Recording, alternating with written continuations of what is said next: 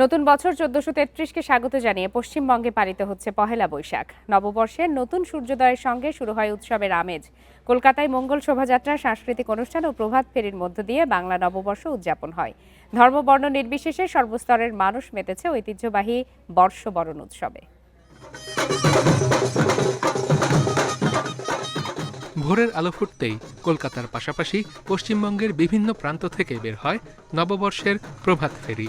তীব্র গরম উপেক্ষা করেই শোভাযাত্রায় অংশ নিয়ে উৎসবে মেতেছে নানা বয়সী মানুষ। পশ্চিমবঙ্গের সঙ্গে তাল মিলিয়ে বাঙালি অধ্যুষিত ভারতের অন্যান্য অঞ্চলেও পয়লা বৈশাখ উদযাপন হয়। দক্ষিণ কলকাতার গাঙ্গুলি বাগান থেকে যাদবপুরের সুকান্ত সেতু পর্যন্ত র্যালি বের করে মঙ্গল শোভাযাত্রা গবেষণা ও প্রসার সমিতি।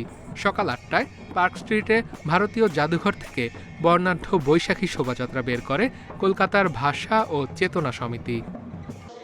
নতুন বছরের প্রথম প্রহরে কলকাতার কালীঘাট মন্দির, লেক কালীবাড়ি, দক্ষিণেশ্বর মন্দির, আদ্যাপীঠ, তারাপীঠ সহ রাজ্যের বিভিন্ন মন্দিরে পূজার আয়োজন হয়। নতুন বছর শুভ হোক এই কামনায় প্রার্থনা করেন অনেকেই। সারা বছরটা যেন খুব ভালো কাটুক, সবাই যেন খুব ভালো থাকে, সেজন্য প্রত্যেক বছরই আসি, তাই এবছরই আসা।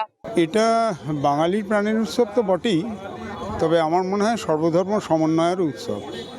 পশ্চিমবঙ্গবাসীকে বাংলা নববর্ষের শুভেচ্ছা জানিয়েছেন ভারতের প্রধানমন্ত্রী নরেন্দ্র মোদী ও পশ্চিমবঙ্গের মুখ্যমন্ত্রী মমতা বন্দ্যোপাধ্যায়।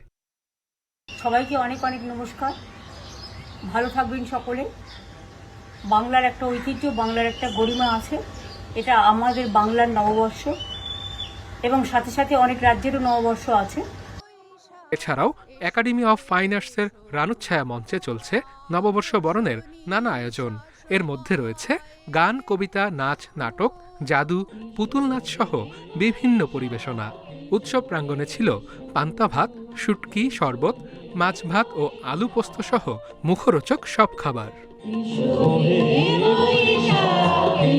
দেওয়ান জামিলুর রহমান, ইন্ডিপেন্ডেন্ট নিউজ।